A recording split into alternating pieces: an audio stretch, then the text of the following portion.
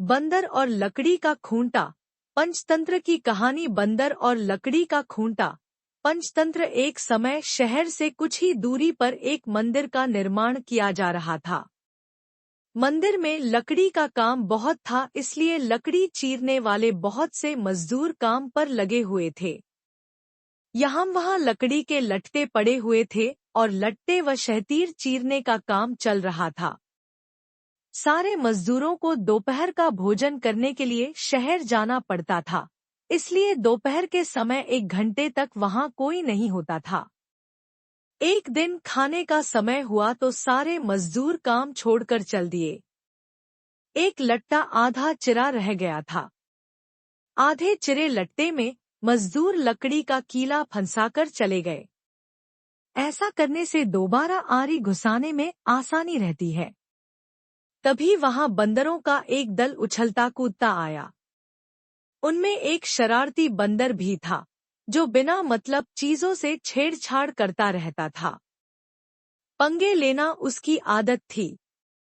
बंदरों के सरदार ने सबको वहां पड़ी चीजों से छेड़छाड़ न करने का आदेश दिया। सारे बंदर पेड़ों की ओर चल दिए, पर वह शैतान बंदर सबकी नजर बचाकर पीछे रह गया और लगा अड़ंगेबाजी करने। उसकी नजर अचरे लट्टे पर पड़ी। बस वह उसी पर पिल पड़ा और बीच में अड़ाए गए कीले को देखने लगा। फिर उसने पास पड़ी आरी को देखा। उसे उठाकर लकड़ी पर रगड़ने लगा। उससे किरर किरर की आवाज निकलने लगी तो उसने गुस्से से आरी पटक दी।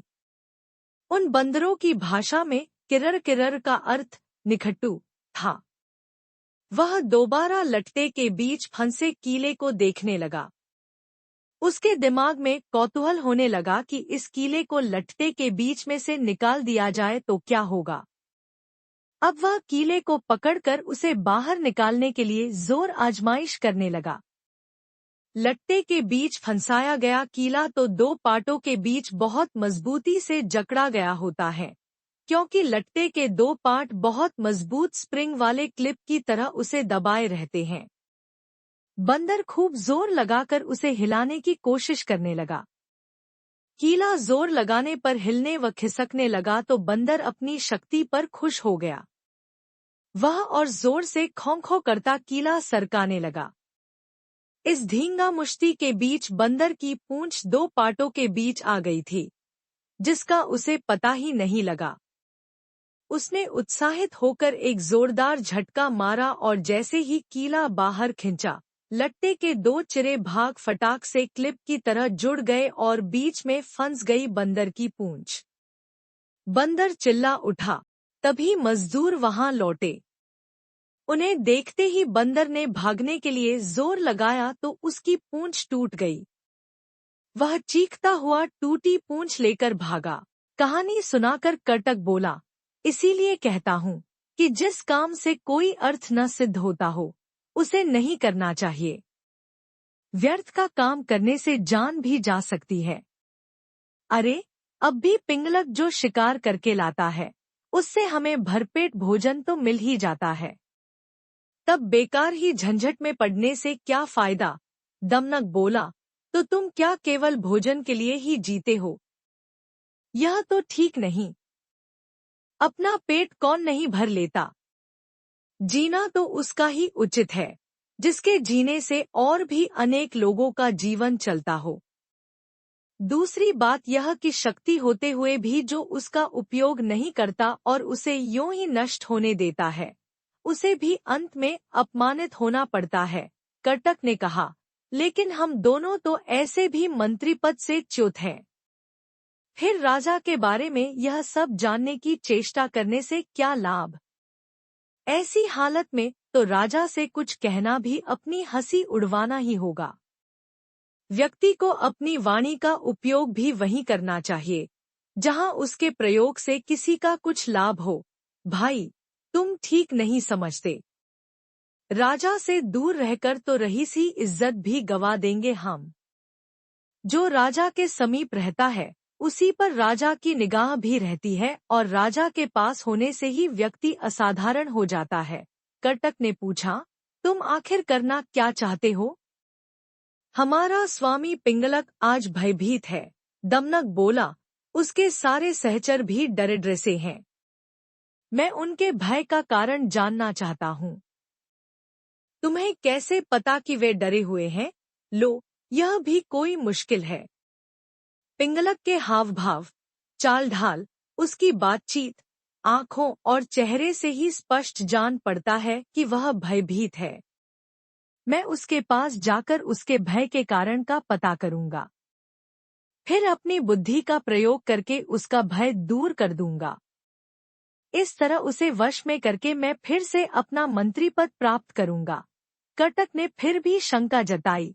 तुम इस विषय में तो कुछ जानते नहीं कि राजा की सेवा किस प्रकार करनी चाहिए। ऐसी स्थिति में उसे वश में कैसे कर लोगे? दमनक बोला। राज सेवा के बारे में मैं नहीं जानता, यह तुम कैसे कह सकते हो? बचपन में पिता के साथ रहकर मैंने सेवा धर्म तथा राजनीति के विषय में जो कुछ भी सुना, सब अच्छी तरह सीख लिया है। इस पृथ्वी में अपार स्वर्ण है, उसे तो बस शूरवीर, विद्वान तथा राजा के चतुर सेवक ही प्राप्त कर सकते हैं। कर्टक को फिर भी विश्वास नहीं आ रहा था। उसने कहा, मुझे यह बताओ कि तुम पिंगलक के पास जाकर कहोगे क्या? अभी से मैं क्या कहूँ? वार्तालाप के समय तो एक बात से दूसरी बात अपने आप निकलती जाती है। जैसा प्रसंग आएगा वैसी ही बात करूंगा। उचित अनुचित और समय का विचार करके ही जो कहना होगा, कहूंगा। पिता की गोद में ही मैंने यह नीतिवचन सुना है कि अप्रासंगिक बात कहने वाले को अपमान सहना ही पड़ता है, चाहे वह देवताओं के गुरु बृहस्पति ही क्यों न हो। कर्टक ने कहा, तो फिर यह भी याद रखना कि शेरबाग आदि हिंस्र जंतुओं तथा सर्प जैसे कुटिल जंतुओं से संपन्न पर्वत जिस प्रकार दुर्गण और विषम होते हैं, उसी प्रकार राजा भी क्रूर तथा दुष्ट व्यक्तियों की संगति के कारण बड़े कठोर होते हैं, जल्दी प्रसन्न नहीं होते, और यदि कोई भूल से भी राजा की इच्छा के विरुद्ध कुछ कर दे तो सांप की तरह डसकर उसे नष्ट करते उन्हें देर नहीं लगती। दमनक बोला, आप ठीक कहते हैं। बुद्धिमान व्यक्ति को स्वामी की इच्छा के अनुकूल कार्य करके उसे प्रसन्न करना चाहिए। इसी मंत्र से उसे वश में किया जा सकता है। कर्टक ने समझ लिया कि दमनक ने मन ही मन पिंगलक से मिलने का दृढ़ निश्चय कर लिया है। वह बोला, ऐसा विचार है तो अवश्य जाओ। बस मेरी एक बात याद रखना कि राजा के पास पहुंचकर हर समय सावधान रहना। तुम्हारे साथ ही मेरा भविष्य भी जुड़ा है। तुम्हारा पथ मंगलमय हो। कर्टक की अनुमति पाकर दमनक उसे प्रणाम करके पिंगलक से मिलने के लिए चल पड़ा। सुरक्षा के लिए व्यू के बीचों बीच बैठे पिंगलक ने दूर से ही दमनक को अपनी ओर आते देख लिया। उसने व्यू के द्वार पर नियुक्त प्रहरी से कहा, मेरे पूर्व महामंत्री का पुत्र दमनक आ रहा है।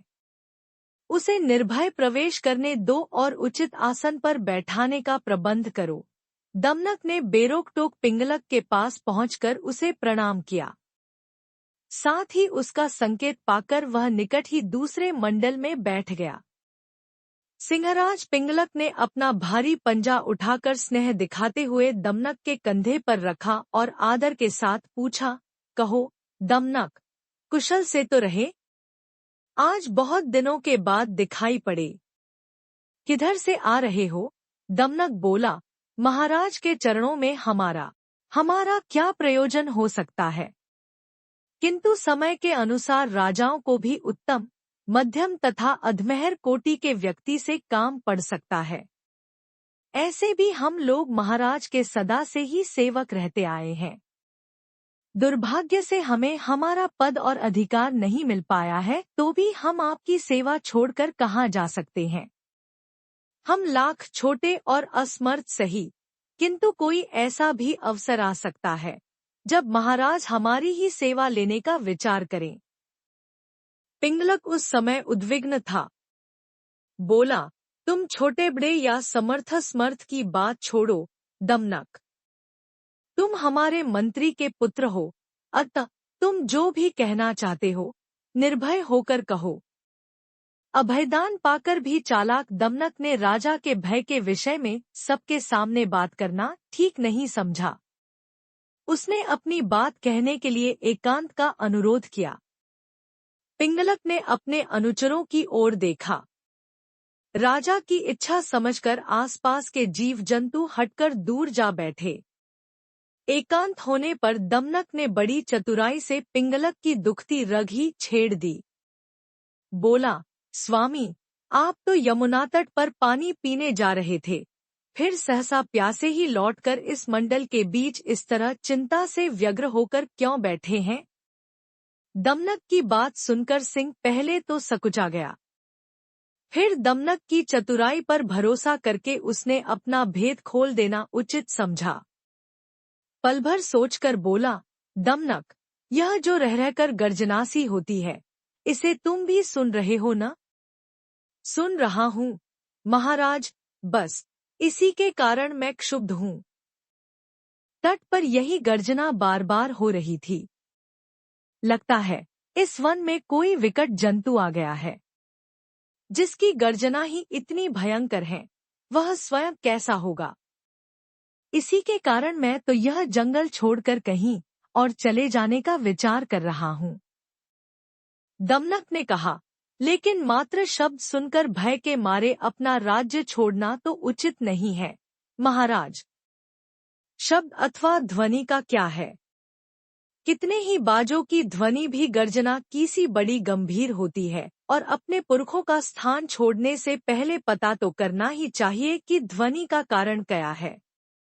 यह तो गोमायु गीदड़ की तरह डरने की बात हुई, जिसे बाद में पता चला कि ढोल में तो पोल ही पोल है।